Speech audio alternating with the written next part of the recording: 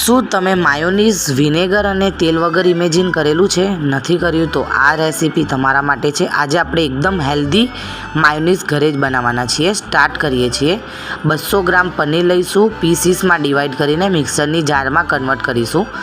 7થી 8 કાજુ, 1 tablespoon Kashmiri લાલ મરચું, 1 teaspoon chilli flakes, 1 teaspoon oregano, સ્વાદ પ્રમાણે મીઠું, અડધો લીંબુનો રસ અને 1 ટીસ્પૂન દહીં.